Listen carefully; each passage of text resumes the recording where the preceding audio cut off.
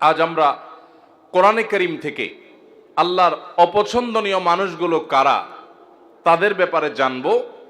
এবং আজকের এই মাহফিলে যদি আমাদের কারোর মধ্যে সেই গুণটি থাকে, সেই দোষটি থাকে, সেই বদঅভ্যাসটি থাকে যেটার কারণে আল্লাহর অপছন্দনীয় মানুষের তালিকায়, আল্লাহর অপ্রিয় মানুষের তালিকায় আমার নাম চলে গেছে, তাহলে সেক্ষেত্রে আমরা দ্রুততার সাথে এই মাহফিলে বসেই তওবায়ে নাসুহা করে, খাঁটি অন্তরে তওবা করে এখান থেকে আমরা যাব যে ওই বদঅভ্যাসটা ত্যাগ করে আল্লাহর প্রিয় পাত্র হওয়ার চেষ্টা করব। ঠিক আছে তো ইনশাআল্লাহ?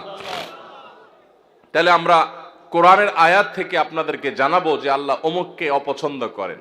আপনি সাথে সাথে টর্চ দিয়ে দেখবেন আপনার মধ্যে সেটা আছে কিনা, আমি সাথে সাথে দেখবো আমার মধ্যে আছে কিনা। যদি দেখি যে আল্লাহর অপছন্দনীয় মানুষদের যে তালিকা আছে তাদের মধ্যে আমিও পড়ে যাই, তাহলে মাহফিল থেকে উঠার আগে আগে এখানে বসেই নিয়ত করে ফেলবো যে এই বদঅভ্যাসটা ছেড়ে আল্লাহর অপছন্দনীয় মানুষের কাতার থেকে আমাকে বের হতে হবে। কারণ আল্লাহর অপছন্দনীয় মানুষের তালিকায় যদি নাম থাকে, এই লোক আল্লাহর সৃষ্টি জগতের সবচেয়ে হতভাগা, সবচেয়ে কপাল পোড়া। কারণ আল্লাহ কাউকে অপছন্দ করেন, ঘৃণা করেন, এর মানে হলো তার ঠিকানা জান্নাত না জাহান্নাম। আজ আমরা কোরআনে কারীম থেকে আল্লাহর অপছন্দনীয় মানুষগুলো কারা তাদের ব্যাপারে জানব। অতএব আল্লাহর অপছন্দনীয় মানুষদের তালিকা জেনে সেই তালিকায় নিজের অন্তর্ভুক্তির কথা যদি আমরা টের পেয়ে যাই, কাল বিলম্ব না করে জানার সঙ্গে সঙ্গে তওবা করব, তওবায়ে নাসুহা করব, খাঁটি অন্তর থেকে তওবা করব যে আল্লাহ আমি এখান থেকে বেরিয়ে এসেছি। আপনি তওবা করে যদি সেটা ছেড়ে দেন এবং ওই বদঅভ্যাস থেকে বেরিয়ে আসেন, আপনি অটোমেটিকলি স্বয়ংক্রিয়ভাবে আল্লাহর অপছন্দনীয় মানুষদের তালিকা থেকে আপনার নাম আপনি কাটায় নিলেন ইনশাআল্লাহ। এরপর কোরআনে আল্লাহর পছন্দনীয় মানুষদের যে তালিকা আছে, আল্লাহ তাআলা ধৈর্যশীলদেরকে ভালোবাসেন। ইন্নাল্লাহা ইউহিব্বুল মুতাওয়াক্কিলিন, তিনি আল্লাহর প্রতি ভরসাকারীদেরকে আল্লাহ ভালোবাসেন। ইন্নাল্লাহা ইউহিব্বুত তাওয়াবিন, আল্লাহ তওবাকারীদেরকে ভালোবাসেন। ওয়া ইউহিব্বুল মুতাতাহিরিন, পবিত্রতা ভালোভাবে অর্জন করে যারা, সুন্দর করে ওযু করে, ভালো করে ফরজ গোসল করে, উত্তম রূপে কাপড় চোপড় পাক সাফ করে, এই মানুষগুলোকে আল্লাহ তাআলা পছন্দ করেন। আল্লাহর পছন্দনীয় মানুষের তালিকাও কোরআনে দেওয়া আছে। আমরা সেই তালিকায় প্রবেশ করতে পারবো যদি অপছন্দনীয় মানুষের তালিকা থেকে নিজেকে বের করতে পারি। সবাই নিয়ত করবো তো ইনশাআল্লাহ? মোহতারাম হাজরিন, 6 নম্বর পারার একেবারে প্রথম আয়াত। এই আয়াতে আল্লাহ রাব্বুল আলামিনের অপছন্দনীয় মানুষদের অপছন্দনীয় কাজের কথা আল্লাহ তাআলা বলেছেন। সর্বপ্রথমে আমরা সেটিকে বলতে চাই। সেটা কি? সেটা হলো কোনো মন্দ কথা, কোনো খারাপ কথা, কোনো বাজে কথা, এটা যদি কেউ প্রকাশ করে বেড়ায়, এটা যদি বলে বেড়ায়, এটা বলে জাহেজ, যেটা যদি জাহির করে বেড়ায়, এটা যদি ছড়াছড়ি করে বেড়ায়, তো এটা আল্লাহ অপছন্দ করেন। কারণ কোনো খারাপ জিনিস যদি ছড়াছড়ি করা হয়, তাতে সমাজে ভালো হয় না খারাপ হয়? একটা খারাপ জিনিস যখন খুব বেশি ছড়াছড়ি হয়, মানুষ সেটা চর্চা করে, গীবত শিকায়েতের মধ্যে ডুবে, পরনিন্দার মধ্যে ডুবে, মানুষ ধারণা করে এক লাইন জানলে তার সাথে আরো এক লাইন যোগ করে আরেকজনের চরিত্র হনন করে। এই জন্য মন্দ কোনো কিছু পেলেই সেটাকে ছড়াছড়ি করে বেড়ানো, এটা আল্লাহর অপছন্দনীয় কাজ। ফেসবুকের এই যুগে, সোশ্যাল মিডিয়ার এই যুগে, এমনকি অফলাইনেও চায়ের দোকানে বসে বসে মা বোনরা 2-4 জন একসাথ হলে কোনো একটা কিছু পাইলেই হলো, ওই তিলকে তাল বানায়া ওইটাকে রসিয়ে রসিয়ে আমরা গল্প করে করে ওই মন্দ জিনিসটা একজন থেকে আরেকজন, আরেকজন থেকে আরেকজন, এক চা দোকান থেকে আরেক চা দোকান, এক আইডি থেকে আরেক আইডি, প্রয়োজনে অপ্রয়োজনে আমাদের কোনো জাতীয় স্বার্থ থাকুক বা না থাকুক, আমরা এই জাতীয় মন্দ জিনিস পেলে ছড়াছড়ি অনেকে করি কি করি না? আল্লাহ সুবহানাহু ওয়া তাআলা বলেছেন, লা ইউহিব্বুল্লাহুল জাহরা বিসসুই মিনাল কাওলি ইল্লা মান যুলিম। যদি কেউ কোনো খারাপ কথা, এটা সে চিৎকার চেঁচামেচি করে বলে বেড়ায়, প্রকাশ করে বেড়ায়, ঘোষণা দিয়ে বেড়ায়, এটার প্রচার করে বেড়ায়, তো আল্লাহ তাআলা এটা পছন্দ করেন না।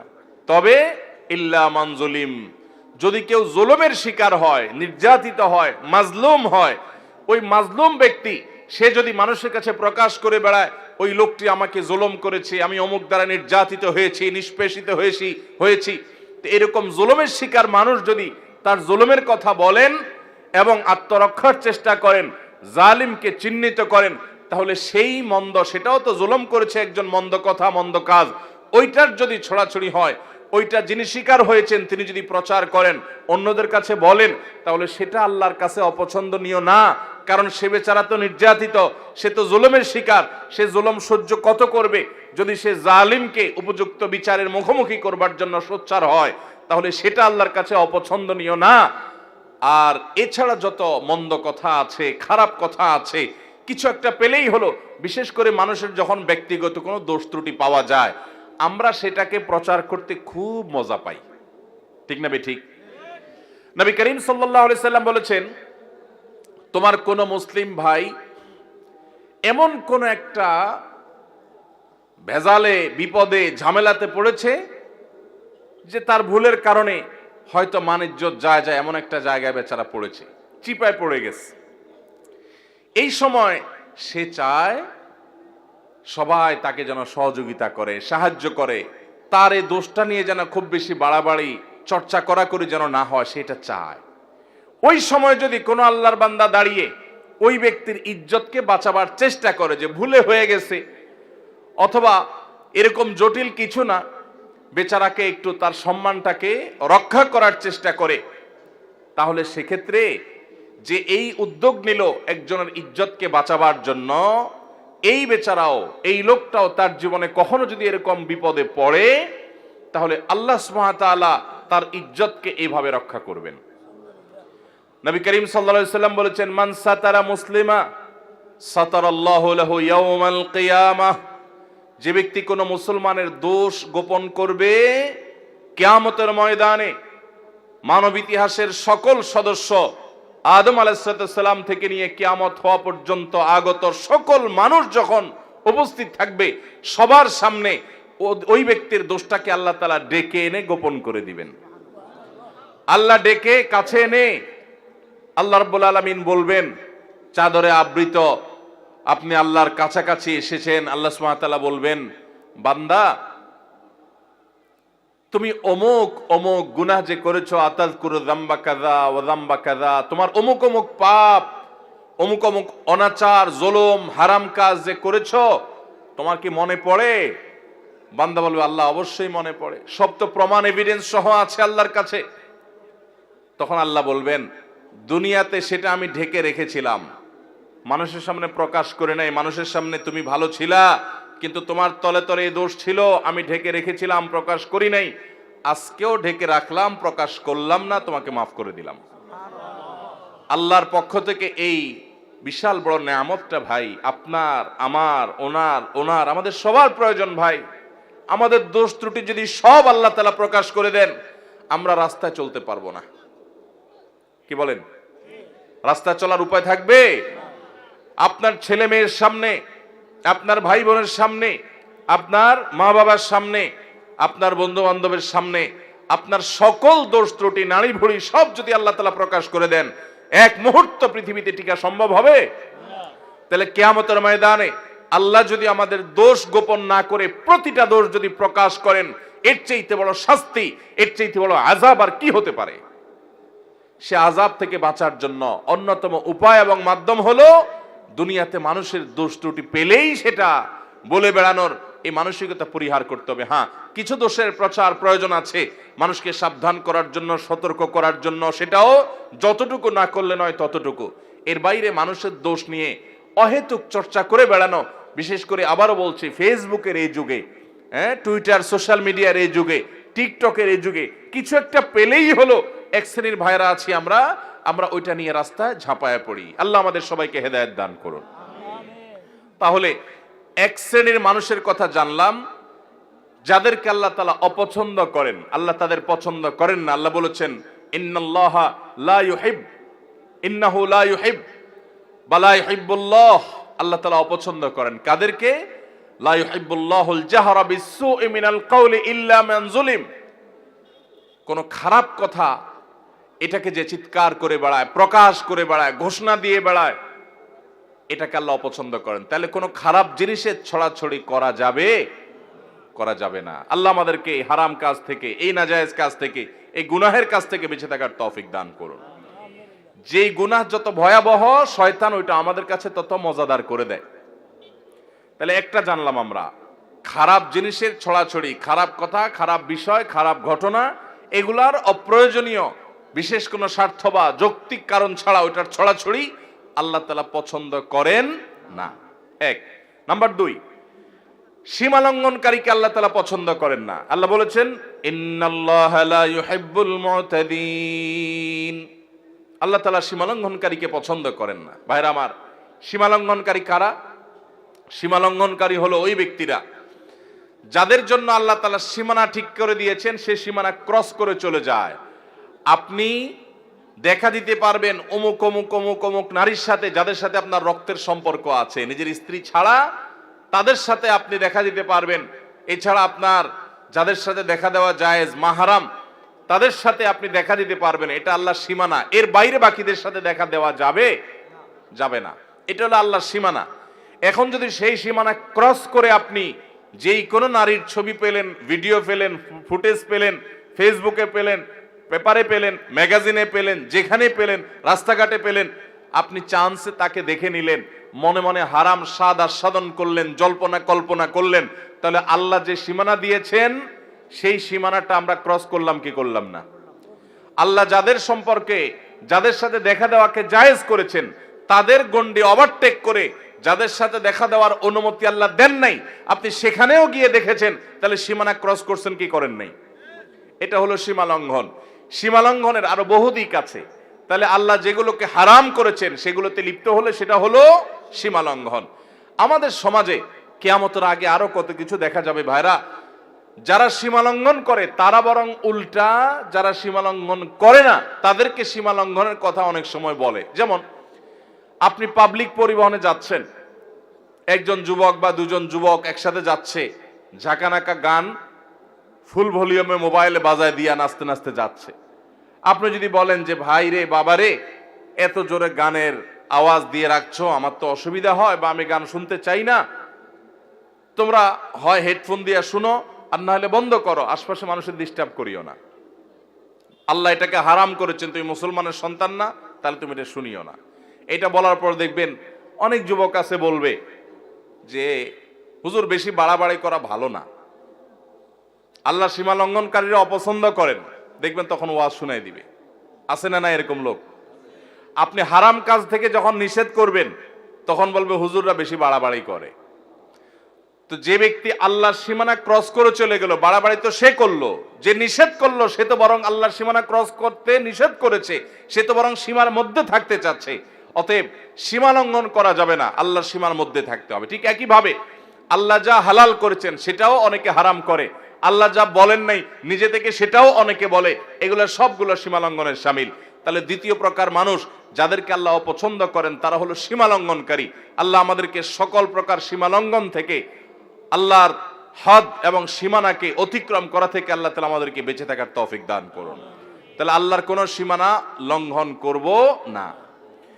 নাম্বার 3, যারা খেয়ানত করে, আমানত দিলে আমানত রক্ষা করে না, আমানত নষ্ট করে, পাপিষ্ঠ খারাপ মানুষ, গুনাহ করে বেড়ায়, নাজায়েজ কাজ করে বেড়ায়, কোনো ভয় নাই তার অন্তরে, এই মানুষগুলোকেও আল্লাহ তাআলা পছন্দ করেন না।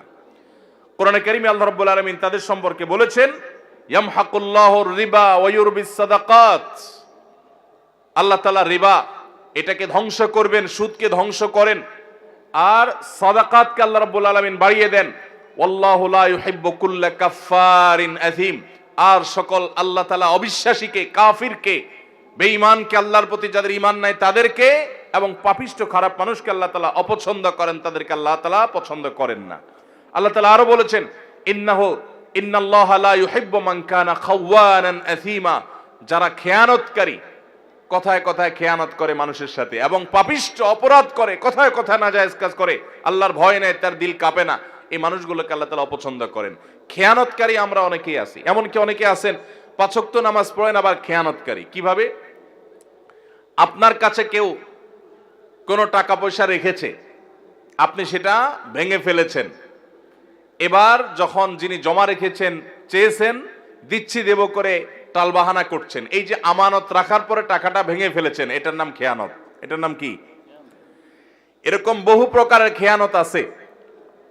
আপনার প্রতিবেশী মেয়ে, তাদের প্রতি আপনি চোখ চুরি করে, আপনি বাঁকা করে তাদের দিকে তাকালেন, তাদের সৌন্দর্য অবলোকন করলেন, চালাকি করে করে দেখলেন, আপনি খেয়ানত করলেন। তিরমিজির হাদিসে আসছে, নবী করিম সাল্লাল্লাহু আলাইহি ওয়াসাল্লাম বলেছেন, ইযা হাদ্দাসা আর-রাজুলু ফালতাফাতা ফাহিয়া আমানা। কেউ আপনার সাথে কথা বললো, কথা বলার পর আরেক দিক ফিরলো, তাহলে আপনার কাছে বলার পর যদি সে বলে ভাই কথাটা কাউকে বলা যাবে না, তাহলে এই কথাটাও আমানত। এই কথাটাও কি? আমানত। আপনি যদি এটা আরেকজনের কাছে বলে বেড়ান তাহলে খেয়ানত হলো, সেটা আমানতের কি হলো? এরকম আমানতের খেয়ানত আমরা অনেকে করি কি করি না? ইমানদার কখনো খেয়ানতকারী হতে পারে না। ইমানদার এরকম বিশ্বাসযোগ্য হবে যে পৃথিবী চলে যাবে, ইমানদারের সততা আদর্শ টলতে পারে না। আজ গোটা দেশে গোটা দুনিয়াতে এত মুসলমান, কিন্তু বিশ্বস্ত মুসলমান পাওয়া যায়? ভাইরা আমার, আমরা যে নবীর উম্মত, আমরা কি জানি আমাদের প্রিয় নবী সাল্লাল্লাহু আলাইহি সাল্লাম কত বিশ্বস্ত ছিলেন? তিনি নবী হওয়ার আগে মক্কাবাসীর কাছে আলামিন হয়েছেন। কি হয়েছেন? উনি আগে আলামিন হয়েছেন, তারপরে কি হয়েছেন? নবী এবং রাসূল হয়েছেন। কিরকম আল আমিন, কি পরিমাণ বিশ্বস্ত ছিলেন? শুধু একটা ঘটনা বলি। উনি যখন মক্কা থেকে মদিনায় হিজরত করতে চলে যাবেন, এই হিজরতের সফরটা কি তার খুব আরামের, খুব আনন্দের, আনন্দ ভ্রমণ টাইপ কিছু ছিল? মক্কার মানুষদের, জালিমদের অত্যাচারে অতিষ্ঠ হয়ে টিকতে না পেরে আল্লাহর অনুমতিতে তিনি মক্কা ছেড়ে মদিনায় হিজরত করতে হয়েছে। যেই এলাকার মানুষের জুলুমে, তাদের নির্যাতনে, নিষ্পেষণে নিজের মাতৃভূমি ছেড়ে চলে যেতে হয়েছে, ওই মানুষগুলো বেঈমান, অনেক কাফের, অনেক মুশরিকরা, তারা নবী করিম সাল্লাল্লাহু আলাইহি ওয়াসাল্লামের প্রতি ঈমান আনে নাই, কিন্তু তারা জানতো মক্কার সবচেয়ে নির্ভরযোগ্য, সবচেয়ে আস্থার উপযুক্ত, সবচেয়ে বিশ্বস্ত মানুষটা হলো মুহাম্মদ সাল্লাল্লাহু আলাইহি সাল্লাম। এই জন্য তাদের দামি দামি সম্পদ, সোনা গহনা, টাকা পয়সা, এগুলো তারা মুহাম্মদ সাল্লাল্লাহু আলাইহি সাল্লামের কাছে এসে আমানত রেখে যেত। তার প্রতি ঈমান আনতো না, কিন্তু তাকে জানতো যে দুনিয়া উল্টে গেল তার আদর্শ উল্টিবে না, পৃথিবীর সকল ব্যাংকের চাইতে বিশ্বস্ত ব্যাংক হলো তিনি, এই জন্য তার কাছে জমা রেখে যেত। নবী করিম সাল্লাল্লাহু আলাইহি সাল্লাম হিজরতের সময় আলী রাদিয়াল্লাহু তাআলা আনহুকে ডেকে বুঝাই দিয়ে গেলেন যে দেখো, রাতের অন্ধকারে আবু বকরকে সাথে নিয়ে উনি তো চলে যাবেন পরিকল্পনা করেছেন, আলী রাদিয়াল্লাহু তাআলাকে রেখে গেলেন, তুমি 3 দিন মক্কায় থাকবা এবং এই যে জিনিসগুলো আছে, এটা অমুকের, এটা অমুকের, এটা তমুকের, এগুলো তাদের কাছে যার যারটা বুঝাই দিবা। এই লোকগুলার জুলুমে অতিষ্ঠ হয়ে মক্কা পার হয়ে যাচ্ছেন, কিন্তু ওই সময়টাতে পর্যন্ত তাদের রেখে যাওয়া আমানতটা তাদের কাছে পৌঁছানোর ব্যবস্থা করতে তিনি ভুলেন নাই। এর নাম হলো মুহাম্মদ সাল্লাল্লাহু আলাইহি সাল্লাম। আজ আমাদের অবস্থা কি বলেন? দোকান থেকে বাকি খেলে ওই দোকানের সামনে দিয়ে আর হাঁটি না, অন্য দোকান থেকে নগদ খাই, ওই দোকানের ধারে কাছেও যাই না। এ হলো আমাদের ইমানের অবস্থা, এ হলো আমাদের বিশ্বাসের অবস্থা, এ হলো আমাদের আস্থার অবস্থা। আমরা মনে করি শুধু নামাজ কালাম পড়লে মুসলমান হওয়া যায়।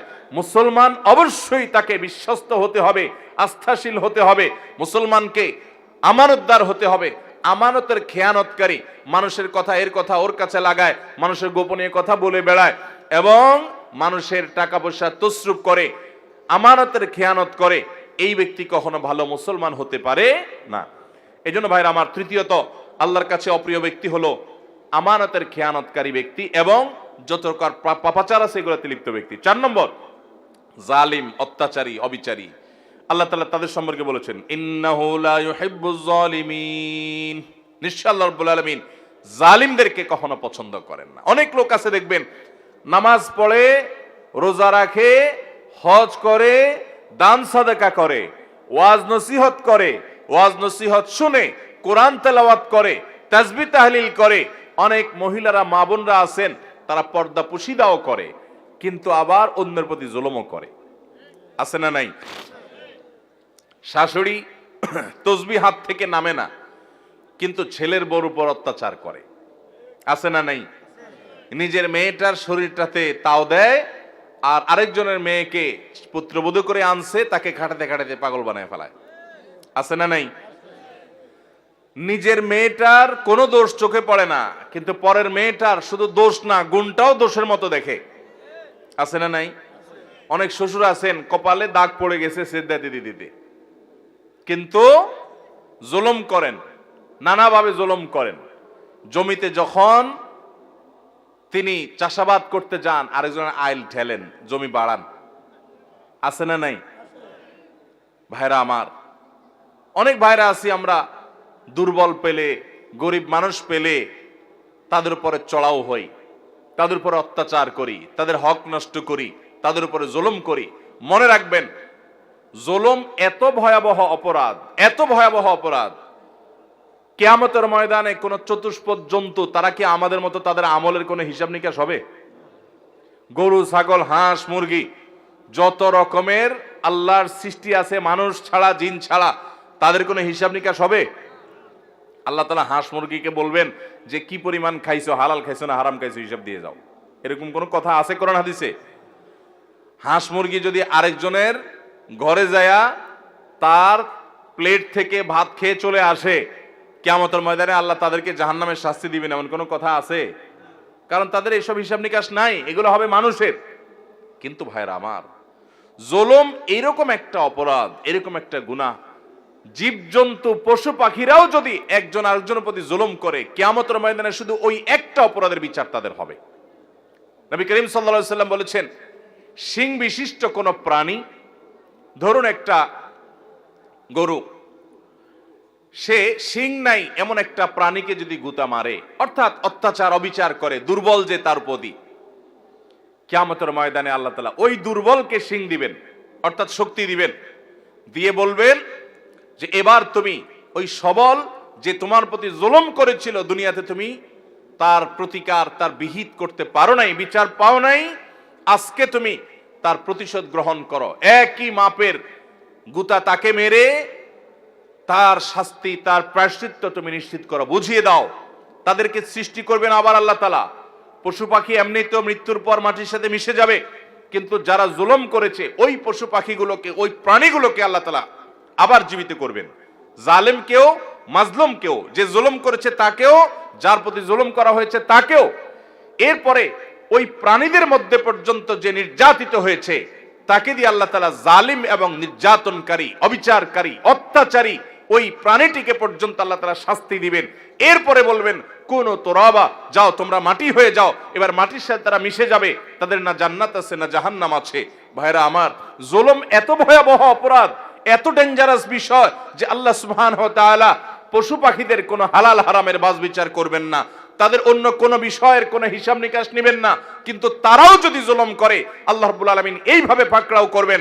তাহলে মানুষ হয়ে যদি আপনি কারোর প্রতি জুলুম করেন, কারোর প্রতি অবিচার করেন, কারোর প্রতি অত্যাচার করেন, আপনি নিশ্চিত থাকেন, আপনি যত ইবাদত বন্দেগী করেন, আপনি যত তাসবিহ তাহলিল করেন, আপনি যত ওয়াজ মাহফিল শুনেন, আপনি যত লম্বা লম্বা কথা বলেন, আপনি যত নেক আমল করেন না কেন, জালিম এবং অত্যাচারীর অত্যাচার অবিচারের বিচার হওয়া ছাড়া আল্লাহ তাআলা একটি কদম কিয়ামতের ময়দানের সামনে যেতে দিবেন না।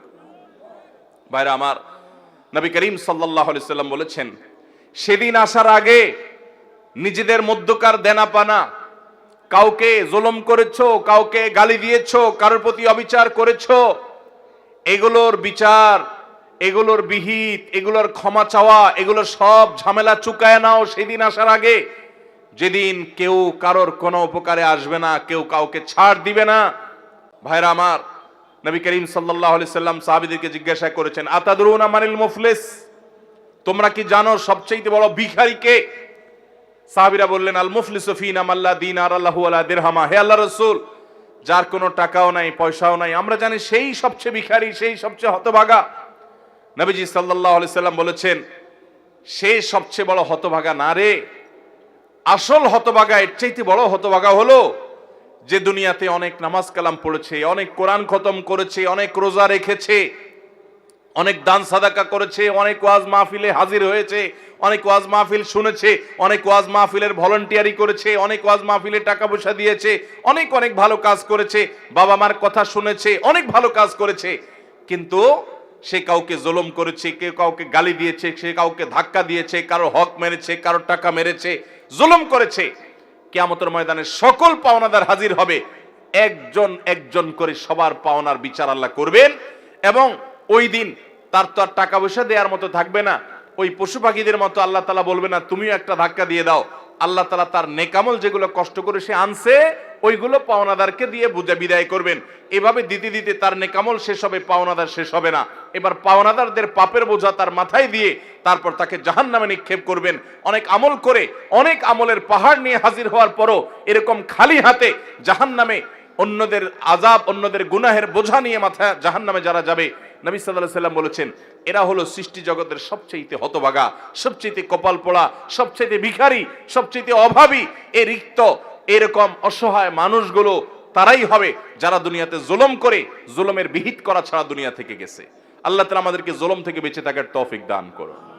আল্লাহ তাআলা হাদিসে কুদসিতে বলেছেন ইন্নী হারামতু যুলমা আলা নাফসি। ও বান্দারা, আল্লাহ বলছেন যে আমি নিজের প্রতি নিজে জুলুমকে হারাম করে দিয়েছি। ওয়ামা রাব্বুকা বিযাল্লামিল লিল আবিদ। তোমাদের রব তার কোন বান্দার প্রতি কোন প্রকার জুলুম করবেন না, কোন প্রকার জুলুম করবেন না। আল্লাহ বলেছেন আমি নিজের প্রতি নিজে জুলুমকে হারাম করে দিয়েছি, অতএব তোমরাও একে অন্যের প্রতি খবরদার জুলুম করবে না।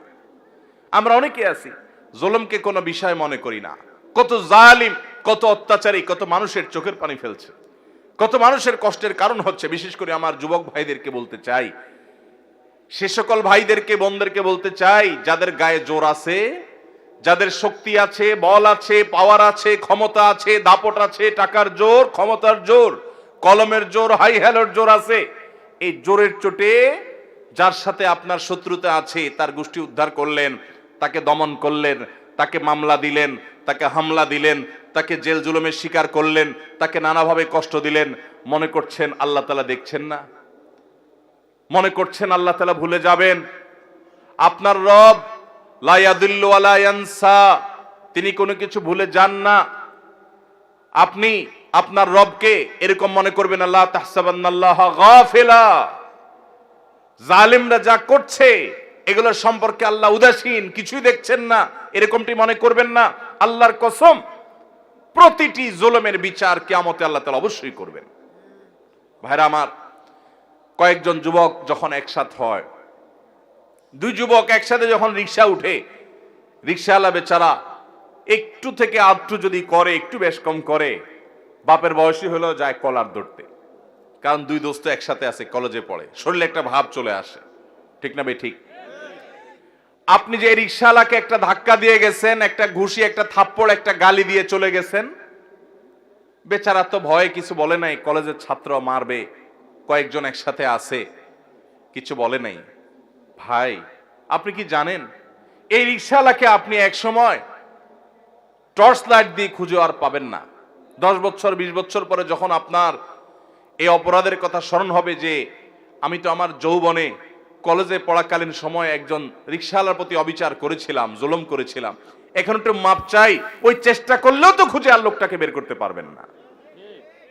আপনি বের করতে পারেন না দেখে কি আল্লাহও বের করতে পারবেন না? কিয়ামতের ময়দানে যখন বুড়া বয়সে এসে আমল করে জান্নাতে যাইতে নেবেন, ওই রিকশাওয়ালার সামনে এসে দাঁড়াবে। অতএব কারোর প্রতি কোন প্রকার জুলুম করব না ইনশাআল্লাহ। শয়তানের প্ররোচনায় প্ররোচিত হয়ে যদি কারোর প্রতি জুলুম হয়ে যায়, ভাইরা আমার, তাহলে সাথে সাথে যখনই সম্বিত ফিরে আসবে, ঈমানি চেতনা জেগে উঠবে, সাথে সাথে বিলম্ব না করে তার কাছে করজোড় করে মাপ চাইবেন।